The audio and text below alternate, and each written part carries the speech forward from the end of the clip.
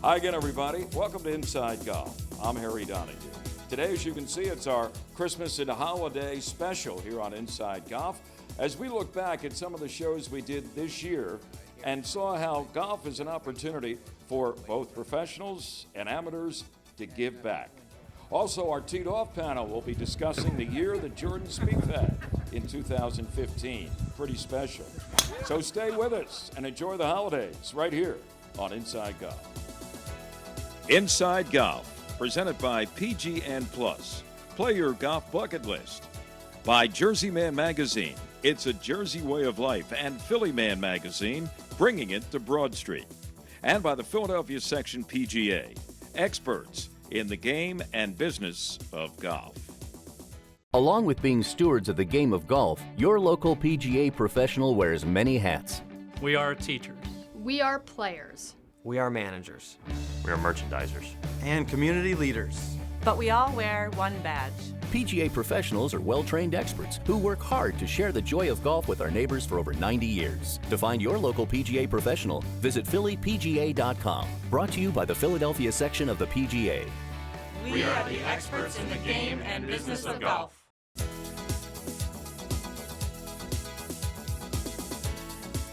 Welcome back to Inside Golf. This year, one of the shows we did was right here at North Hills Country Club. It was back in August, where North Hills' golf ambassador, Jack Conley, brought together some members of the club with 19 amputee veterans, all members of the Eastern Amputee Golf Association.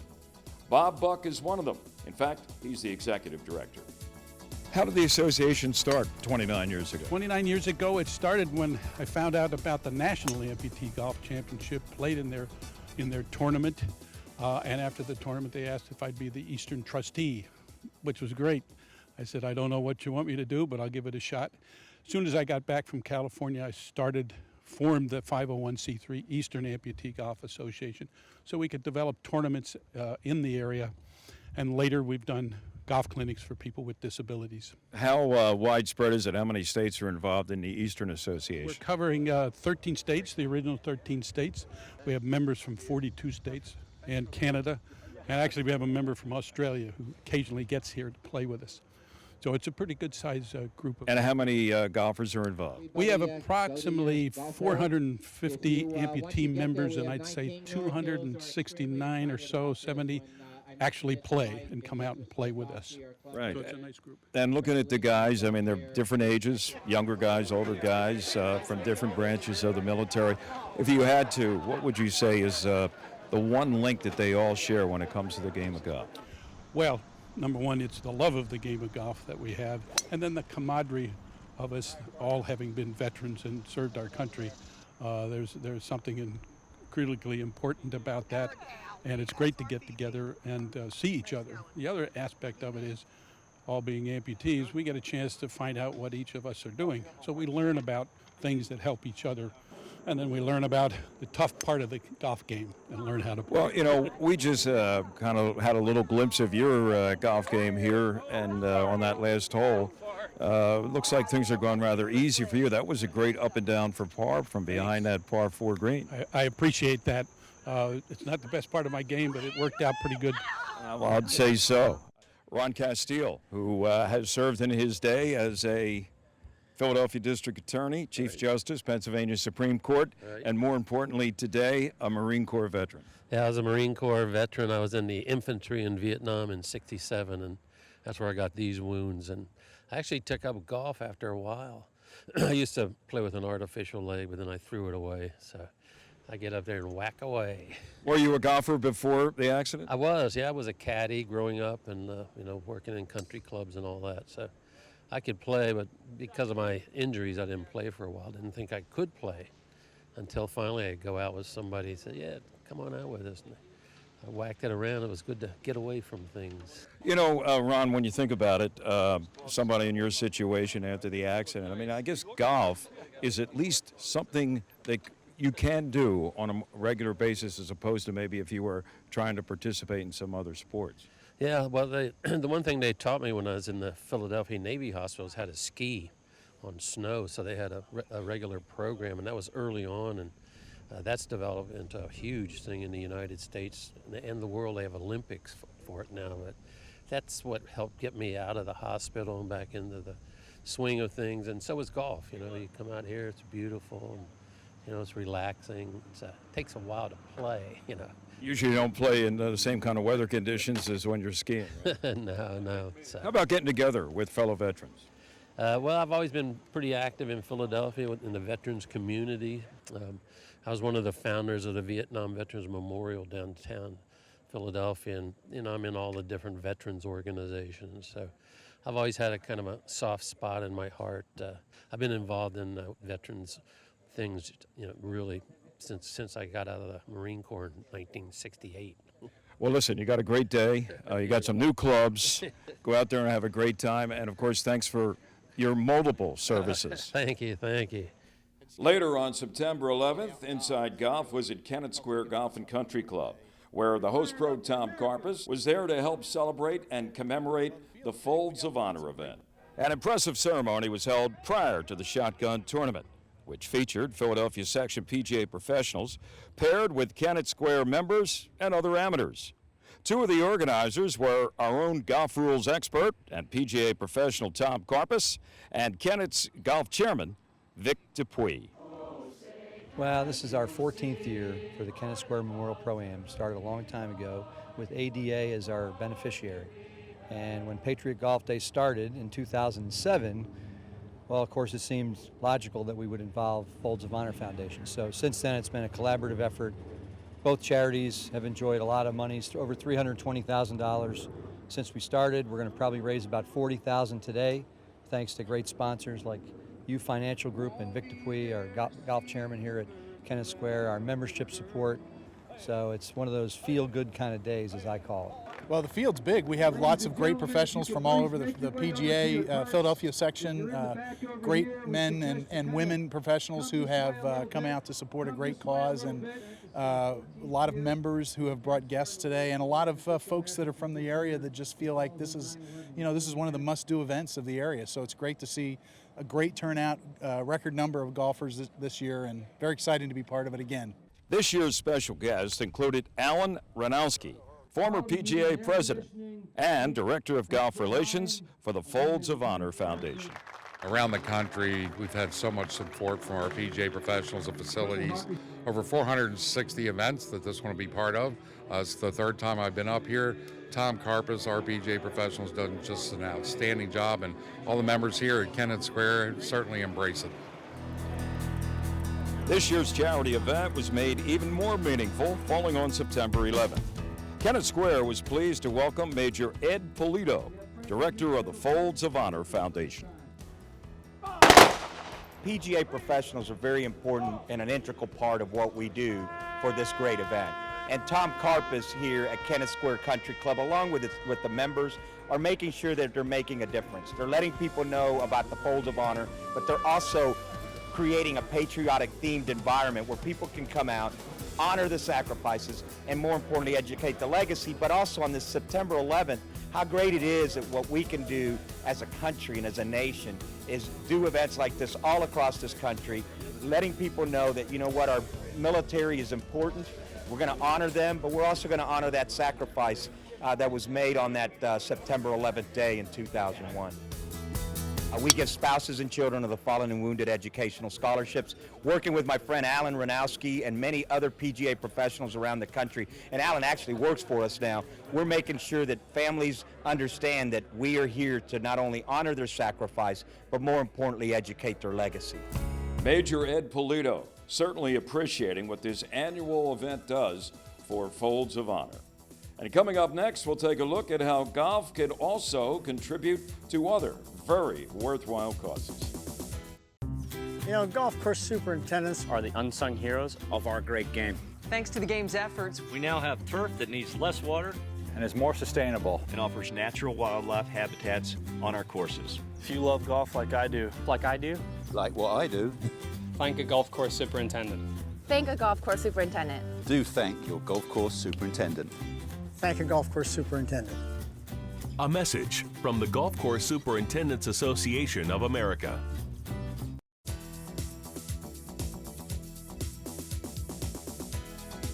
Welcome back to Inside Golf as we continue with our holiday celebration. Back in May, we were here at North Hills Country Club, looking at how a golf event can benefit worthwhile causes, such as the Artman Lutheran Center in Ambler. I'd like to give a shout out to two of our co-chairs, Mr. Bob Maynard. The beneficiary of today's outing is Artman Lutheran in Ambler. Janet Lorenzen is the executive director. So you know very much how valuable this outing is to Artman Lutheran. It is very, very valuable. We have 123 personal care residents. In the state of Pennsylvania, there is no state money for anybody in personal care. Artman has never asked anyone to leave because they've outlived their assets. We do approximately $400,000 to $450,000 a year of benevolent care. So this golf outing helps to fund that. So this is one of your major fundraising opportunities over the course of 12 months. Yes, it is. Yes, it is. And actually, it's our 31st year, and we've raised about $1 million in the 31 years. Now, I know you've been here. This is your, 13th year at North Hills for this golf outing. Are there any golfers today who have been here for all 13? There are a few. We're very lucky. There's a lot of competition for today's dollar and what people have in terms of being able to afford to spend on a golf outing. Mm-hmm. And I'm sure you're well aware how for people come back year after year, yes, it means a sacrifice in many cases. It really does. I mean, we've always toyed with the cost of what the golf outing would be because we want it to be, it's really the Artman family that supports this. It's our residents' families, it's our vendors, it's our families. So we want to keep it affordable for everybody, but we still want to be able to make some money. Golf is one of those games, we use the acronym in the PGA, GOLF. It's a game of opportunities for lifetime friendships. The people you meet in golf, and particularly outings and the networking and all, it's very invaluable. You know, it's very competitive too, Jack, because I go back, as you do, to the days when Mondays, traditionally for private clubs, is a closed day for members play. They used to allow caddies to go out and play. Now, they're in the business of trying to get outside business, such as outings. Absolutely. I mean, dues increases at all the clubs has gone up, and it's just a way of keeping the members' dues where they want it. So from that standpoint, it is, again, a win-win, and you have to have them because it is dollars to the club. And you never know, somebody, like you said earlier, could show up, enjoy the country club where they're playing and say, hey, maybe I'll look into this. Exactly, and that's what we do. I mean, here at North Hills, we've got a great golf course. The way we run events, I think, is second to none, and people enjoy it. We want to give them the wow experience here at North Hills. Well, Dave Merrick has been involved in this golf outing for a long time for Artman Lutheran. In your role of trying to advance Artman Lutheran, how does this play a role in that? Over the 31 years, we've been able to raise almost $1 million for our benevolent care fund. And that's just from this one golf outing? That's just from this golf outing. Wow, that's amazing. Have you seen a growth pattern, Dave, over those last 12, 13 years? We have. The first one, I think we raised $6,000, and now we're up to about $46,000, $47,000 a year. How many golfers will you have here today? 108 today. What do you expect the experience for those golfers to be? We know what Artman is looking to get out of it. What do you think they're going to get out of it? A great day out on the golf course. A lot of them are volunteers. A lot of them are, probably more than half, about 2/3 of our golfers are corporate sponsors. They've do business with Artman Home, and this is kind of their way of giving back in another way. So besides as corporate sponsors, who else would be a typical profile of somebody playing today? An Artman resident relative. We have probably about 15, 20 connections that way. Folks have a spouse, mom, dad is at Artman, so they support it that way. Well, good luck, congratulations. Look for another 13 years. I hope so, Terry. Thank you. Sometimes it's friendships that initiate a golf event. Such was the case earlier this year when Inside Golf went to Medford Village for an outing to benefit the Kevin Turner Foundation. Kevin, a former member of the Eagles and the New England Patriots. The executive director of the foundation is Bob Penza. When I first met Kevin, he moved into our neighborhood in '95. He was a big deal for the Eagles to sign him as a free agent acquisition. And he played 5 hard years for Philadelphia. And we developed a really good friendship while he was here, and he moved back to Alabama. And unfortunately, 5 years ago, when he was first diagnosed with ALS, we had still been in contact with each other, and so we've probably even remained in more contact since then. What about the idea for this golf event? How did that originate? Originated that since Kevin was back in Alabama, and I wanted to do something where he could come back to the Philly area and get together with some of his old teammates and friends and people that love him and care about him, and help his foundation, which was about raising awareness, get the word out about what his foundation is trying to do, and create a reunion of sorts for Kevin. How's Kevin's spirits? I know his general overall health has, deteriorated over the past 5 years. He was aware of that with ALS. How does he constantly battle it day to day and make his way from Alabama here back to South Jersey? His spirits are amazing, which is consistent with who Kevin is. I mean, his attitude is he knows it's an undefeated opponent. But it doesn't break his spirit, and if anything, he says one day at a time. He's not bitter, about what has happened to him. He's very spiritual, and his dream was to play in the NFL. From the age of 5, he wanted to play in the NFL, and he lived his dream, and he has no regrets about that. And he has quite a support staff. I know his parents are still alive back in Alabama. He has friends like you, a caretaker who. Eventually, he married. How about that situation? It's great. Allison's a beautiful person, and the two of them made a connection. While this disease is a progressive disease, so when it first started, Kevin was very much in control of himself physically, and mentally none of that's changed. Physically, it's declined a lot. He's needed more and more care, and she provides outstanding care. Not just because she's good at what she does. She is a registered nurse by profession, but she loves him, and that shows in how she takes care of him. Final question. Kevin used to play here when he was with the Eagles at Medford. What kind of a golfer was he, Bob? He wasn't that good. I mean, there was probably more than one occasion when he did throw a golf club in the air, and I would say, in celebration? Not really. Not really. But no, he could hit some shots. I mean, he hit some pretty good shots, some not so good shots. But we always had fun. We always had a good time, and so this is kind of rekindling those memories of good times. Well, he sounds like the rest of us, I should say, when it comes to golf. Just having fun out there and being with friends. Exactly. That's exactly correct. Thanks, Bob. Thank you. A couple of other things that I need to note that Number 83, Mr. Invincible, my old broadcast partner, Vince Papali. Great to see you there. Hey, yeah, great. Hawkman. Hawk brother, that's right, Harry. The Hawk will never die. We need to start with that. How you doing, bud? I'm doing great. You're doing great. You look great. And you're here today. Vince, you didn't play, of course, with Kevin Turner. But John Runyon is here, who never played with the Eagles with Kevin Turner. What about the fraternity of NFL players turning out for an event like this? Well, that's what the NFL alumni is all about. That's why we proudly wear that shield and that crown up there. And it's all about helping the other guy, caring and giving. And Kevin's the kind of guy that if you knew him the way I knew him, I happened to in Cherry Hill, he lived right around the corner from me. And he was a special teams demon. And 34, and I kept calling him 83, and became friends with his family, and I knew him and his wife and his children as they were growing up, and now he's just an inspiration to everyone, and you got to help. Yeah, he was the kind of player you would have loved to have been a teammate of. Oh, you kidding me? I kept telling him, I said, I would have loved for you to come back and play well, because he was old school. In Alabama and all the stuff they used to do down there, but there wasn't a wedge that he didn't like to blow up, and of course as the fullback and just throwing his head in there all the time. He was probably one of the better fullbacks I think the Eagles ever had. It was sure sorry to see him go. 34, loved him. Stay with us, more to come on Inside Golf. Next, our teed-off panel on what a year it was for Jordan Spieth in 2015 and who may have a similar year in 2016. At Valley Forge Casino Resort, we're rolling out the action and bringing it all to the table. So go all in at Philadelphia's New Year's Eve destination.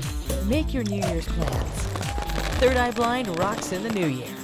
The Vault all-inclusive party with hot tea. Dinner by Luke Palladino at LP Steak. Tickets and packages available at bfcasino.com. Valley Forge Casino Resort, the only Philly area casino that has it all.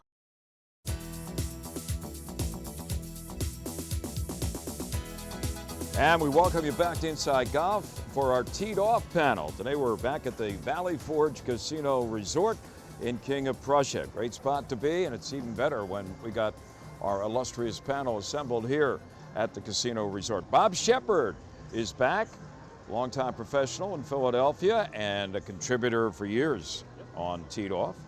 Joe Logan is the guy that puts out myphillygolf.com. Jack Conley, former president, PGA of America, and an all-time great golf ambassador where he hangs his hat at North Hills Country Club. Gentlemen, Jordan Spieth, Player of the Year in 2015. A lot of people are anticipating whether he can duplicate in 16 what he did in 15. I mean, that would be quite a match. I mean, 2 majors, and he finished in, what, second and top 5 in the other 2. And already he almost won and defended down under at the Australian Open. Possible that Jordan can keep it going? Anything's possible. With the competitiveness of today's golfers, I don't see him doing it again. There's so many good golfers out there, but Jordan's such a great guy, you know, that I wish him well. He's going to be a player to be contended with for years to come. Right. That Joe, that year he had was off the charts. The only guy close to it, I guess, was Jason Day. So you'd have to assume he would be the challenger to that world #1 ranking, right? Yes, I mean, like Jack, I'm rooting for Jordan to have another year like that, but I don't see it happening. I think the guy to watch for this year is Jason Day. He is just playing so well. He's coming, not only is he playing well, he's coming into his own in a way that he hasn't until now. And I think he's going to explode. And I'll tell you who else I think is going to have a good year, Dustin Johnson. Okay. Who is, you know, he's had a few lumps and bruises, but a few missed putts at Chambers Bay. Yes. Who's counting? But I don't think he's going anywhere for a while. And I would expect him to have a really good year. And Rory McIlroy. Those are the 3 I would watch. Okay, Shep, we took a lot of the names off the board, I guess, in terms of who could challenge Jordan. Who's left in your mind as a guy that could sneak up there? He snuck Dustin in there. That's my choice there. He's been knocking on the door for quite a while now, and he is really good. He's long. He's got nerves of steel. He's got ice in his blood. The guy's just got all the action. And he's got a great backing, too. I mean, he's got his father-in-law, his wife, and all the backing that they have. He has nothing but fuel behind him, and it's just a matter of someone answering the door when he knocks on it. He just keeps getting close and doesn't do it. But he's running up against a lot of ornery little bulls, I'll tell you. These Jason Day, my God, is he tough. And then you got Jordan Spieth is just cruising through. He just feels so confident about everything in his life. And Rory's trying so hard to get back on his feet again. Yeah. But the thing I watch with Rory is he's pressing all this weight, and like Tiger Woods did. And I don't know that Tiger's back and stuff isn't somehow related to all the lifting. And I saw this picture of Rory lifting, and I thought, man, it'd be nice to send him a note and say, don't forget what happened to him, you know? Yeah. Tiger. You know, back in the day when they had the big 3 of Palmer, Nicklaus, and Gary Player, and then there was everybody else. And those guys made a lot of money. They had their own TV show, right? Now you talk about the big 3, and I wonder, is there any professional jealousy? Like, there's a guy like, say, Ricky Fowler or Dustin Johnson look and keep hearing about, oh, the new big 3. Or are they getting so much money from endorsements and everything, they don't care? I don't think they care. I mean, you know, Fowler would be another name that I would look at. I mean, he finished in the top 5 in all 4 majors in 14. Right. So after him winning the Players, right. He's got a new level of confidence. But you know, Spieth and Day, when I was out at the Whistling Straits, the rules guys who know the good guys out there, they were rooting for either one of them because they said that they are the nicest guys on tour. Sure. Either Jordan, Spieth, and I can still remember when Jordan won at Augusta, and I would be overtaken, but his dad gave him the nod and pushed him out, and so that's when he went out on the green and applauded the spectators for rooting for him and all. So when you get that kind of group behind you, he's a good kid, and he's so well liked out there. It's unbelievable. I think too that Masters the year before he was second, and he walked off the course like he was the champion. Right. I mean that's hard to do when you get your nose rubbed in it, and then stand up and walk out. And actually, he looked like he won the darn tournament, you know? And Well, that's it's going to be a fabulous. great year. It's going to be another Ryder Cup year. It's back on the home soil. And Davis Love III will be the captain. Tiger Woods says he wants to help out. Maybe that'll put a little shot of adrenaline Get him a little into hand the U.S., cart. huh? He can tow Whatever. along and back. We'll see. It's going to be a great season. And we'll continue. Inside Golf is back with more in just a moment. The Valley Forge Casino Resort is the region's only full amenity gaming resort, and it's only seconds from the Pennsylvania Turnpike at King of Prussia.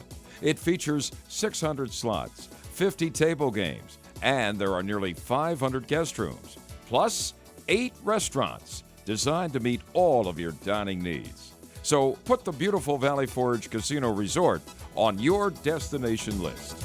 At Valley Forge Casino Resort, you'll discover one place for endless ways to celebrate and bring in the new year. Jennifer Galley, Chief Marketing Officer, on some of what you'll find. Well, at Valley Forge Casino Resort, we always focus on having something for everyone, and New Year's Eve is no exception to that. Right now we're in the Vault, which is our newest bar and entertainment venue. Here we're going to be hosting a party with Hot D, where you can get an open bar and a food buffet, as well as see Hot D on stage. It'll be a great experience to ring in the new year. For something different, in the event center on stage, we're going to be doing a great concert with Third Eye Blind, and tickets are on sale for that right now at Ticketmaster.com. And then for something else, it's a different option. We have a brand new restaurant, LP Steak, by celebrity chef Luke Palladino. We have his prefix menu, packages that are available on OpenTable.com now, and if you wanted to make a night of it, we have hotel packages that you could add in that as well. All that information is available at vfcasino.com. So at Valley Forge Casino Resort, we really are one place with endless ways to celebrate. Along with being stewards of the game of golf, your local PGA professional wears many hats. We are teachers. We are players. We are managers. We are merchandisers. And community leaders. But we all wear one badge. PGA professionals are well-trained experts who work hard to share the joy of golf with our neighbors for over 90 years. To find your local PGA professional, visit phillypga.com. Brought to you by the Philadelphia section of the PGA. We are the experts in the game and business of golf.